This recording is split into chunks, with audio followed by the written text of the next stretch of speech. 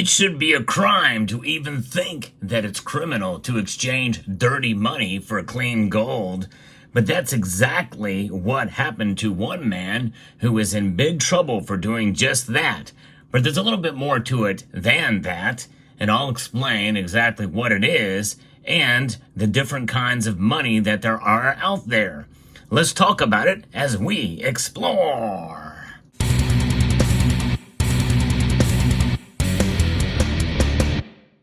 I have a playlist of precious metal crimes, and this video would be chalked up in that playlist. It's one of the things I like to do is talk about precious metal news, and there's some lessons that could be learned from some of what happens in the world today with regards to precious metals and crimes that are involved with them. But one man is in big trouble. Socialite James Stunt was involved in a 207 million quid international monetary laundering operation that turned dirty money into clean gold, according to a court. This is coming to us from the Daily Mail, and vast amounts of criminal cash were allegedly paid into the bank accounts of Bradford-based company Fowler Aldford Limited, dealing in precious metals and jewelry. It effectively bypassed official checks into the source of the money, which was then used to buy gold. Now, when you think about dirty money, well, you try to clean that money. If you've ever seen Ozark, that literally is involving taking money and putting it into a washing machine. I guess to kind of takes away some of the trace elements of it, or being able to track some of those bills in certain ways, or what have you. And most of you are familiar, though, when you think about what is dirty money, and many people think that the fiat dollar is dirty in and of itself, based off of its foundation, the Federal Reserve System. And we're going to get into that momentarily. It's just interesting that they use that term, dirty money, and money laundering, which is supposed to clean money, and turning it into clean gold. And we'll get to that in a moment too. But remember this dollar, and we're going to get to that dollar here in a moment. But we'll take a look at the gold for a time here before we get back there, because it's quite fascinating what happened here. So it bypassed checks into the source of the money, which was then used to buy gold. And we know gold is untraceable, untrackable, indeed, for what it is. And that is why it's such a threat to so many governments and institutions. Even Israel right now is considering limiting the amount of gold that people can own, because it can be used for nefarious purposes. Of course, I disagree with that wholeheartedly, but nonetheless, this James Stunt, the former son-in-law of billionaire Bernie Ecclestone, is accused of becoming embroiled in and profiting from the alleged money laundering operation by refining gold bars and processing cash. His Mayfair-based company became a trusted hub for money laundering, according to prosecutor Jonathan Sandiford. And so it is something. And there's pictures on this site that show him and his wife there.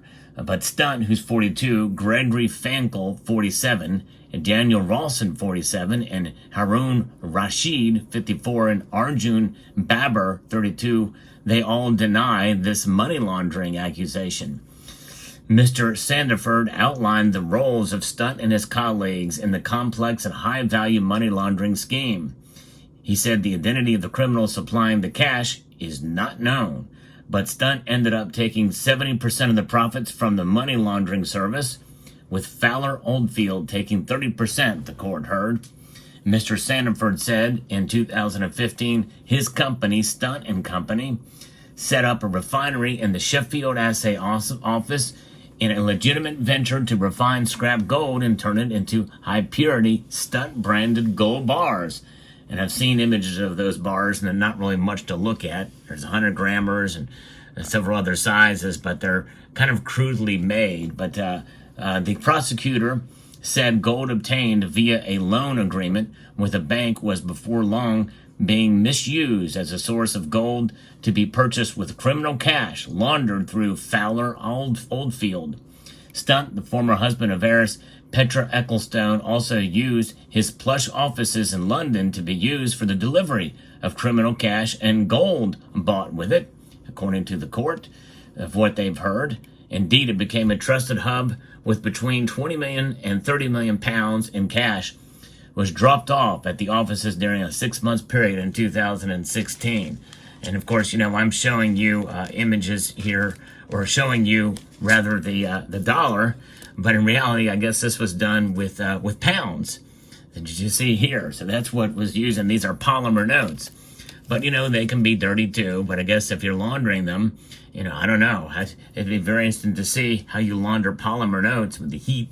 I don't know. But anyways, it became this trusted hub, and fascinating what's been going on there. Mr. Sandiford told the jury in total between 2014 and 2016, so this is done quite a while ago, for a long enough period of time, they probably had it down so they could get away with it.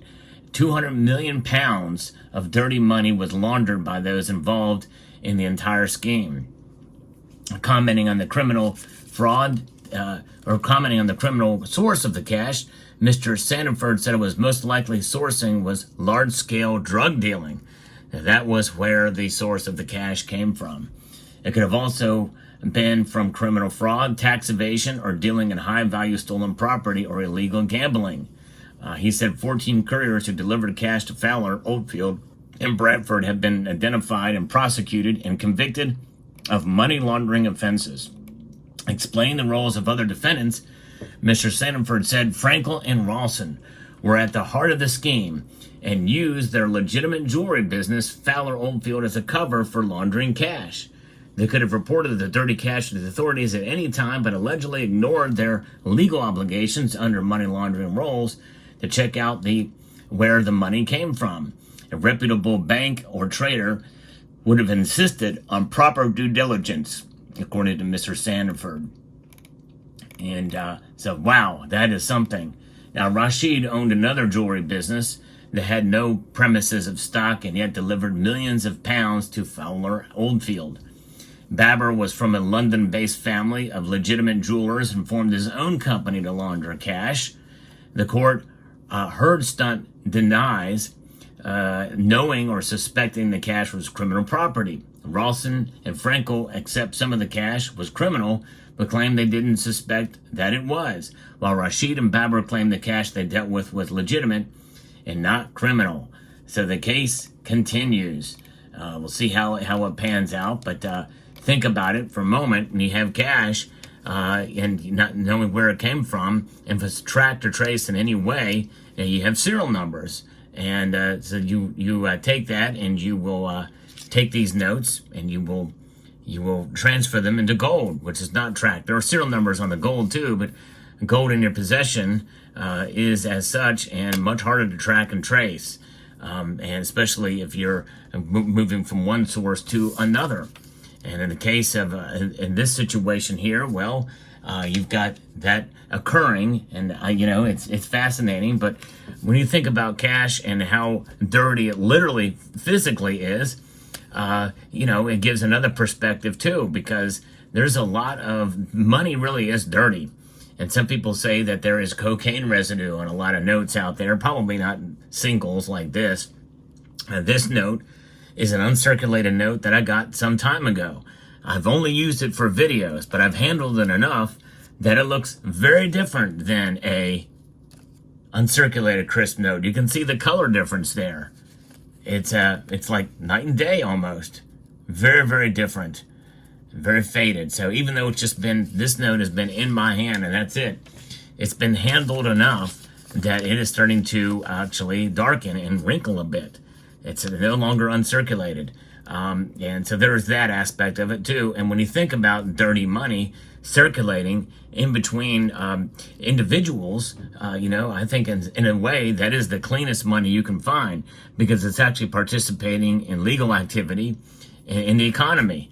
And so there is that aspect of it too. But gold is certainly metal that can be used to cover your tracks in crimes and things. But I think, in a sense, when you talk about the devaluation of said dollar, or really in terms of pounds as well, their inflation is affecting pretty much everybody right now at different levels anyway. And so therefore, that in a sense makes money dirty, in my view, because it's corrupted by the system that creates it. That is something that I'm seeing more and more.